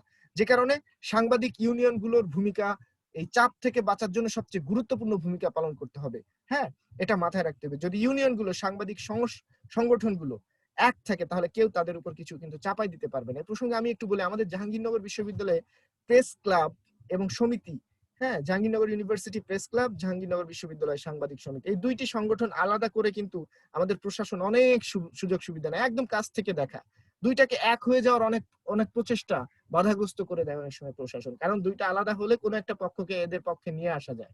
হ্যাঁ, এবং সাংবাদিকরাও নিজেদের স্বার্থে দেখে যে আমি আমি এখানে সংগঠন আলাদা থাকলে একটি বড় পোস্ট পাচ্ছি, এরকম এই আলাদা রাখার এক ধরনের চিন্তা তাদের মধ্যে থাকে। ফলে সাংবাদিক সংগঠনগুলো যদি এক থাকে, তাহলে কিন্তু তাদের উপর চাপ প্রয়োগের সুযোগ খুব কম পায় রাষ্ট্র, কারণ এরা ফোর্থ স্টেট, এরা রাষ্ট্রের স্তম্ভ, সেই স্তম্ভগুলোর স্তম্ভ এরা, তাদেরকে এত সহজে দমানো যায় না। কিন্তু গিফট, ক্ষমতার ভাগ বন্টন, টেলিভিশন টক শোতে যাওয়া, হ্যাঁ, বিরোধী দলীয় রাজনীতিকদের বাড়িতে দাওয়াত খাওয়া ইত্যাদির কারণে আমাদের দেশের সাংবাদিক নেতারা আসলে কম্প্রোমাইজ করে চলেন, যার কারণে সাংবাদিকদের আজ পর্যন্ত এদেশে কোনো মানে সুনির্দিষ্ট চাপমুক্ত পরিবেশ আজ পর্যন্ত তৈরি হয়নি। তার মধ্যে প্রধান অন্যতম কারণ হচ্ছে, আমি রাষ্ট্রের দোষ দিব না, সরকারের দোষ দিব না, এই সাংবাদিক নেতাদের মেরুদণ্ডহীনতা কিংবা ভোগবাদিতা কিংবা লোভ লালসা, হ্যাঁ, যেটি আমরা মানে এখনো দেখতে পাচ্ছি। তারপরে যে বিদ্যমান দেশের যে আইনগুলো রয়েছে, যে আইনগুলো রাষ্ট্রের নাগরিকের অধিকার এ বিষয়ে কথা বলে, রাষ্ট্রের নাগরিকের অধিকার কেউ ক্ষুণ্ণ করছে কিনা, এই আইনগুলো ভালোভাবে জানা থাকলে কোনো অপরাধীর বিরুদ্ধে নিউজ করলে কিন্তু কেউ চাপে ফেলতে পারবে না, এটি মাথায় রাখবে। তারপরে শক্ত এডিটোরিয়ালশিপ। বাংলাদেশে এডিটোরিয়ালশিপ বা এডিটরশিপ বলে কিছুই নাই। বাংলাদেশে কোনো যোগ্য ব্যক্তি খুব কম আছে যারা পত্রিকার সাংবাদিক, টেলিভিশনের প্রধান, হেড অফ নিউজ, মানে যোগ্য ব্যক্তিটি যদি ওখানে যায়, তার কিন্তু বার্গেনিং পাওয়ার চলে আসে। সে ক্ষমতা স্তম্ভ, ক্ষমতা কাঠামোর সঙ্গে চোখে চোখ রেখে কথা বলতে পারে। তোফাজ্জল হোসেন মানিক মিয়া পাকিস্তানি আধিপত্যবাদীর বিরুদ্ধে চোখে চোখ রেখে কথা বলছে। তারা সাংবাদিক, তার সম্পাদক ছিলেন, তারা ওই অর্থে বলিষ্ঠ সম্পাদক ছিলেন বলে এই রাষ্ট্র গঠনে কিন্তু তাদের ভূমিকা রয়েছে। কিন্তু বর্তমান সময়ে যারা সম্পাদক রয়েছে, হ্যাঁ, তারা কিন্তু আসলে একদম জি হুজুর করতে চায়। তোমরা দেখেছো বিভিন্ন সময় আমাদের দেশের সংবাদ সম্মেলন গুলো যদি তোমরা দেখে থাকো, একেবারে কাচুমুচু দিয়ে থাকে, যেখানে মার্কিন যুক্তরাষ্ট্রের সিএনএন এর একজন reporter, correspondent, white house correspondent ট্রাম্পের সাথে বিতর্ক করে ট্রাম্পের ঘাম ছুটায় দেয়। আমার দেশের একটা মিডিয়ার প্রধান কর্ণধার সে এসে কাচুমুচু করে দিয়ে বসে থাকে আমাদের যে রাজনীতিবিদ তাদের মধ্যে, আমি স্পেসিফিক কোনো রাজনৈতিক দলের বিরুদ্ধে নয়, মানে আমাদের সাংবাদিকতার যে স্তরটি রয়েছে আমি সেটি তোমাদের সামনে বলছি। ফলে তুমি যদি প্রকৃত সাংবাদিক হও, তুমি যদি প্রকৃত সম্পাদক হও, তুমি কারো কাছে মাথা নত করবে না, তুমি একমাত্র সত্যের কাছে মাথা নত করবে। তোমার বিরুদ্ধে, তোমার মতের বিরুদ্ধে যদি একটা সত্য পাও, সেই সত্যকে তুমি মেনে নিয়ে সংবাদটি প্রকাশ করে মাথা নত করে দিবে। এটি হচ্ছে সাংবাদিকতা। কিন্তু আমাদের দেশে এরকম শক্তিশালী এডিটর বোর্ড, শক্তিশালী সম্পাদক আমাদের দেশে খুবই কম রয়েছে, যার কারণে তারা গভর্নমেন্টের কাছে গিয়ে, স্টেটের কাছে গিয়ে, সরকারের কাছে গিয়ে, রাজনীতিবিদদের কাছে গিয়ে, বিরোধী রাজনীতিবিদদের কাছে গিয়ে, সিভিল সোসাইটির কাছে গিয়ে স্ট্রং কোনো এজেন্ডা নিয়ে বাস্তবায়ন করে আসতে পারে না। কারণ তাদের মেরুদণ্ড শক্ত নয়। তারা নীতির কাছে, নীতির সঙ্গে আপোষ করে, তারা বিবেকের কাঠগড়ায় দাঁড়িয়ে তারা নিজেদের স্বার্থ ভোগকে গুরুত্ব বেশি দেয়। এ কারণে শক্তিশালী কোনো এডিটর কিন্তু আমাদের দেশে তেমন এখন নেই। একজন আছে, ওই যে ওই ভদ্রলোকের নাম হচ্ছে ডেইলি স্টারের মাহফুজ আনাম। ওনার বাবা হচ্ছে তোমার মাহফুজ আনাম আমার দেখা রাজনীতির 50 বছর, আবুল মনসুর আহমেদের ছেলে উনি। ফলে ওনার বাবা যেহেতু একজন বড় সাংবাদিক ছিলেন, ওনার রক্ত প্রবাহে বা ওনার নিজের চেষ্টায় উনি চেষ্টা করেছেন কম্প্রোমাইজ না করতে, সেটি আওয়ামী লীগের বা বিএনপির সকল সময় হোক। কিন্তু একটা জায়গায় গিয়ে উনিও কম্প্রোমাইজ আসলে করে ফেলেছিলেন। উনি মঈনুদ্দিন ফখরুদ্দিনের যে সামরিক স্বৈর শাসন, সেই 2 বছরে কিন্তু উনি এই ডিজিএফআই সামরিক গোয়েন্দা শাখার অনেক এজেন্ডা বাস্তবায়ন করেছেন, যেটি অনলাইনে রয়েছে। একটি টক শোতে দেখবে ওনাকে বিব্রত করে প্রশ্নটি কিন্তু করেছেন কেউ কেউ। তো ওই ইতিহাস থেকে যেহেতু অনেকে শিক্ষা নেয় না, আমাদের দেশে এই শক্তিশালী এডিটরদের যে কোনো সংগঠন সংস্থা নাই তা না, এই এডিটরদের অনেক সংস্থা আছে, হ্যাঁ, কিন্তু এরা এই এডিটর গুলো আসলে যোগ্য নয়। ইমদাদুল হক মিলন সাংবাদিকতার উনি কি বোঝেন, ওনাকে এসে বানাই দিছে ধরো সাংবাদিক। হ্যাঁ, শ্যামল ভট্টাচার্য কি সংবাদ করেন, এসে এসে টকশোতে বড় বড় কথা বলেন, আমি আসলে জানি না। যারা রুট লেভেল থেকে, একদম গ্রাউন্ড লেভেল থেকে সাংবাদিকতা করেছে, এমন মানুষকে আমাদেরকে নিয়ে আসতে হবে। সেক্ষেত্রে একটা একটা একটা একটা দুর্দান্ত একটা তোমার শক্তিশালী একটা বুদ্ধিবৃত্তিক প্ল্যাটফর্ম দাঁড়া যায় এডিটরদের। তাহলে কিন্তু আর কেউ চাপ সহজে দিতে পারবে না, এই এডিটররা যদি সত্যের সঙ্গে ছাড়া আর কারোর সঙ্গে আপোষ না করে।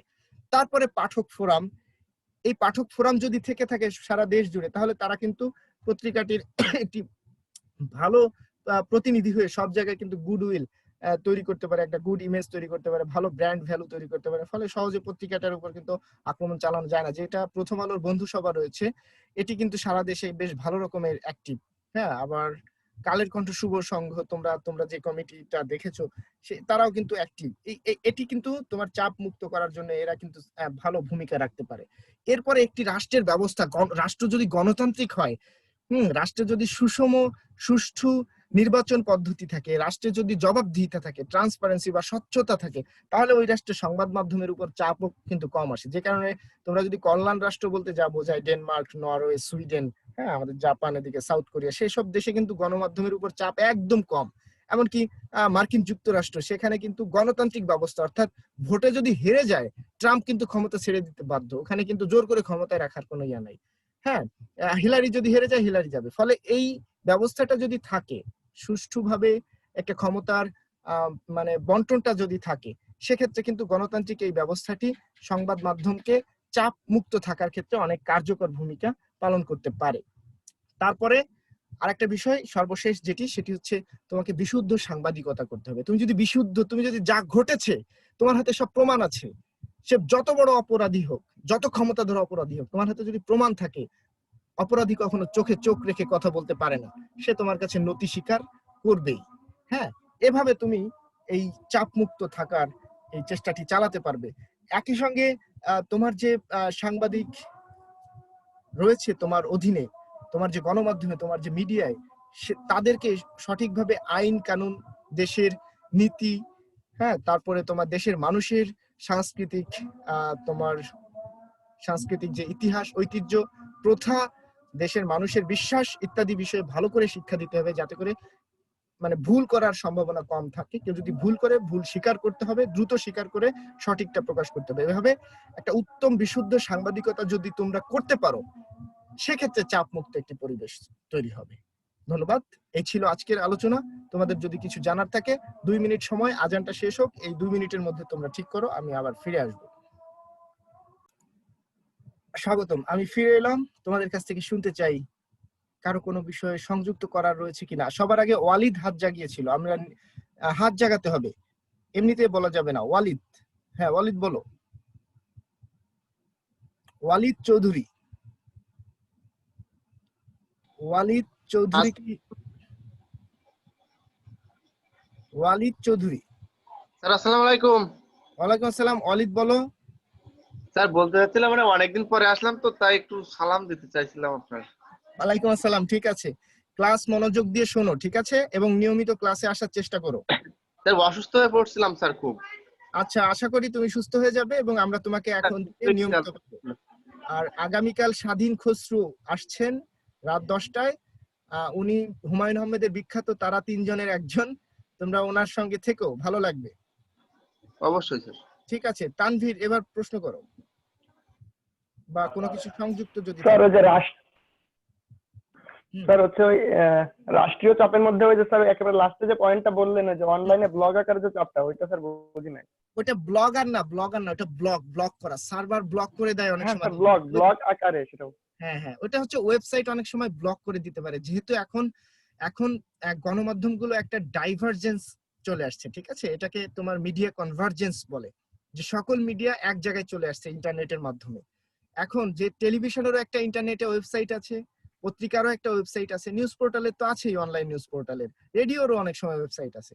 তো তুমি যদি সরকারের বা ক্ষমতাধর ব্যক্তিদের যে রাজনৈতিক অনেক দুরভিসন্ধি কিংবা রাষ্ট্রের অনেক অর্থ আত্মসাৎ বা কোনো ধরনের বড় ধরনের ষড়যন্ত্র হচ্ছে জনগণের টাকা নিয়ে, সেগুলো যখন তুমি ফাঁস করে দাও, বা এমন কোনো কিছু ফাঁস করো যেটি আসলে বিদ্যমান ক্ষমতাসীন স্ট্যাটাস কোটা তোমার পছন্দ করছে না ক্ষমতাসীনরা, হ্যাঁ, তারা তখন কিন্তু এই যে অনলাইনের এই বিষয়গুলোকে কিন্তু আটকে দিতে পারে, ব্লক করে দিতে পারে, তোমার সার্ভারটা, তোমার ওয়েবসাইটটা যাইতে পারবে না কেউ।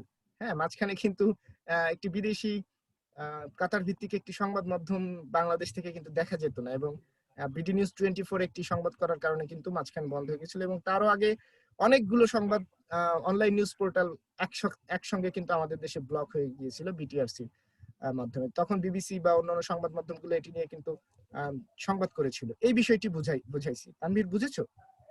জি স্যার বুঝছি। আর কারো কোনো প্রশ্ন? প্রমিস মনে হয় কিছু করতে চাচ্ছিল। প্রমিস।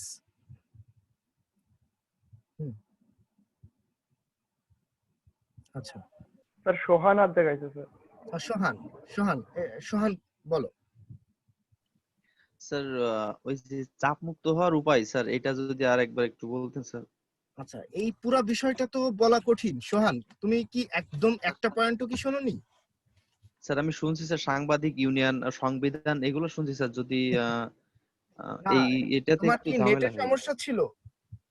স্যার আমি কথা হঠাৎ করে করে স্যার অফ হয়ে যাচ্ছিল, আপনি তো কথা বলতে বারণ করছিলেন, এর জন্য আমি কথা বলি নাই স্যার। ঠিক আছে, এই ক্লাসটি রেকর্ড করা রয়েছে, এটি আমি ইউটিউবে আপলোড করব, সেখান থেকে দেখে নিও। তারপরেও তোমার জন্য আমি আরেকবার বলছি, সেটি হচ্ছে প্রথমে সাংবিধানিক যে রক্ষা কবচটি রয়েছে সেটি তোমার এক ধরনের চাপ মুক্ত হওয়ার একটি অন্যতম তোমার রক্ষা কবচ। তারপরে সাংবাদিক যে সংস্থাগুলো রয়েছে, হ্যাঁ, বাংলাদেশে রয়েছে ধরো রিপোর্টার্স ইউনিটি, রিপোর্টার্স ইউনিয়ন, হ্যাঁ, crime reporters unity, crime reporters association, women reporters unity, হ্যাঁ, তারপরে তোমার ডিএফআইজি, এরকম নানা ধরনের নাম আছে, হ্যাঁ, ঢাকা রিপোর্টার্স ইউনিটি ইত্যাদি।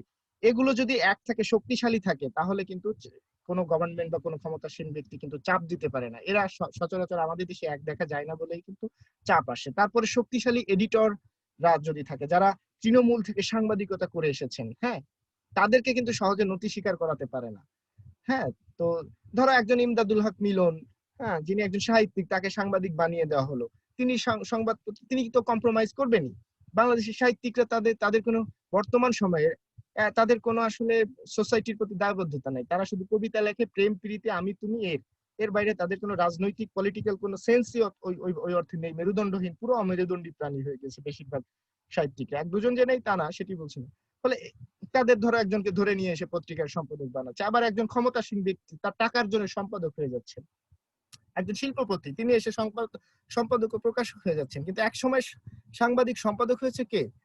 তুমি দেখো, তোমার রংপুর বার্তা বাহক, হ্যাঁ, একজন একজন স্কুল শিক্ষক, তিনি সাংবাদিক হচ্ছেন, কারণ তিনি আদর্শ চর্চা করতে চান, সমাজে কি ঘটে জানাতে চান। তো এরকম আদর্শিক ব্যক্তিগণ যারা সাংবাদিকতার সঙ্গে জড়িত, যারা সমাজকে বদলাতে চান, যাদের কারো কাছে দায়বদ্ধতা নেই, তারা যদি বেশি বেশি এই এডিটোরিয়াল বোর্ডে আসতো, সম্পাদক হিসেবে আসতো, তাহলে কিন্তু গভর্নমেন্টের সাথে বার্গেনিং পাওয়ারটা সংবাদ মাধ্যমে অনেক বেশি হতো। তারপরে পাঠক ফোরাম থাকতে হবে। ধরো পত্রিকাগুলো যদি সারা দেশে তাদের বিশাল একটা নেটওয়ার্ক গড়ে তোলে মানুষের, তরুণ বয়স্ক বলো, যাদের বলো, শিশু বলো, যারা তাদের পত্রিকাগুলো পড়ে, তাদের যদি একটা ফোরাম থাকে, এরকম লক্ষ লক্ষ মানুষ নিয়ে যদি তাদের লক্ষ লক্ষ বাছাই করা একদম ফিক্সড এই অডিয়েন্স গুলো থাকে, এটি কিন্তু শক্তি, তাদের এই পাওয়ার। অর্থাৎ তাদের বিরুদ্ধে কেউ কিছু যদি বলে, তারা মানববন্ধন করবে জেলায় জেলায়, উপজেলায় উপজেলায়, এমনকি তোমার পাড়ায় পাড়ায় যদি এই ফোরাম গুলো গঠন করা হয়, যেটি প্রথম আলো কিন্তু এই এজেন্ডা নিয়ে অনেক বড় ধরনের ফোরাম গঠন করেছে। তারপরে মালিক সমিতি যদি মানে ইতিবাচক হয়, শক্তিশালী মানসিকতার হয়, যে এই সংবাদপত্র বা সংবাদ মাধ্যমের স্বাধীন থাকুক, আমরা এই স্বাধীনতাটা চাই, তারা যদি গভর্নমেন্টের কাছে গিয়ে যারা এই পত্রিকার উপর রুলস এন্ড রেগুলেশন, ল ইত্যাদি চাপায় দেয়, তাদের সঙ্গে যে যদি এই মালিক পক্ষ, যেহেতু মালিক পক্ষ অধিকাংশই ব্যবসায়ী হয়, তাদের তো অনেক শক্তি, তারা অনেক সময় গভর্নমেন্টকে ফোর্স করতে পারে। তারা যে যদি বলে যে সংবাদ মাধ্যমের স্বাধীনতা রাখতে হবে, তাহলে কিন্তু সরকারের পক্ষে কিন্তু কঠিন হয়ে দাঁড়ায় অনেক সময় চাপ প্রয়োগ করার। কিন্তু আমাদের দেশের সরকার মালিক পক্ষ আসলে মিলেমিশে একাকার। আমাদের দেশের প্রেক্ষাপটে বিএনপি, আওয়ামী লীগ, জাতীয় পার্টি, জামাত, জাসদ, বাম, ডান সব আসলে স্বার্থের বেলায় এক হয়ে যায়। এই সুবিধাবাদী শ্রেণীটি সবাই, হ্যাঁ, যারাই ক্ষমতায় যাক, তারা এই যে এই সংবাদপত্রের স্বাধীনতাটাকে কোনো পক্ষই আসলে চায় না। কারণ যে ব্যবসায়ী, যে মালিক, তারও আসলে দুর্নীতি, অনেক ফাঁকফোকর রয়েছে। হ্যাঁ, প্রধানমন্ত্রী একবার যখন বললেন সাংবাদিকদের টাকা উৎস কিন্তু আমি হাত দিব, তখন কিন্তু অনেক সাংবাদিক মহলে কিন্তু নড়ে চড়ে বসেছিল কোথায় কি। কারণ এই গাড়ি বাড়ি হয়ে যায় হেড অফ নিউজের, হ্যাঁ, একজন চিফ রিপোর্টার, একজন সিনিয়র রিপোর্টারের, একজন, তাদের এত টাকা আসে কোত্থেকে? হ্যাঁ, তারপরে যে মালিক পক্ষ রয়েছে, হ্যাঁ, তারা যে কোটি কোটি টাকা কর ফাঁকি দিচ্ছেন, এর কোনো গ্যারান্টি কি? ফলে এই শক্তিশালী তোমার যে মালিক সমিতি, তারা কিন্তু আমাদের দেশে তৈরি হয়নি। ফলে আমাদের দেশে চাপ রয়েছে, কিন্তু চাপ মুক্ত হওয়ার জন্য এই এথিক্স বা ন্যায় নীতি রয়েছে এমন একটি মালিক সমিতির ভীষণ প্রয়োজন। সেটি সংবাদপত্র মালিক সমিতি হতে পারে, টেলিভিশন ওনার্স অ্যাসোসিয়েশন হতে পারে, তোমার বেতারের যে মালিক তাদের সমিতি হতে পারে, একই সঙ্গে অনলাইন নিউজ পোর্টালের মালিক সমিতি হতে পারে। তারপরে গণতান্ত্রিক যে ব্যবস্থা রয়েছে, একটি রাষ্ট্র যদি গণতান্ত্রিক হয়, তাহলে কিন্তু ওই রাষ্ট্রে কিন্তু সংবাদপত্রের উপর চাপ কমে যায়। তারপরে ধরো তুমি যদি বিশুদ্ধ সাংবাদিকতা করো, একদম শেষ পয়েন্ট এটা, তোমার সাংবাদিকতার যদি এথিক্যাল হয়, তাহলে কেউ আসলে দিন শেষে তোমাকে চাপ এত সহজে দিতে পারবে না। তোমার হাতে সব যদি ডাটা থাকে, চুরি, ডাকাতি, খুন, বদমাইশি, তারপরে তোমার ষড়যন্ত্র, এগুলোর যদি প্রমাণ তোমার কাছে থাকে, তুমি চোখে চোখ রেখে কথা বলতে পারবে, তাহলে তোমার ভয় কি? এটি হচ্ছে তোমার মূল আলোচনা। ধন্যবাদ।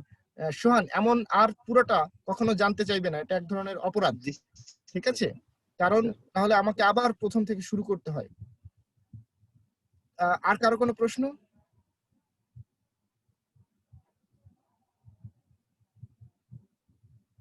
আমার মনে হয় আর কারো কোনো প্রশ্ন নেই। ঠিক আছে, তাহলে সবাই ভালো থেকো। আমাদের দেখা হবে আবারও।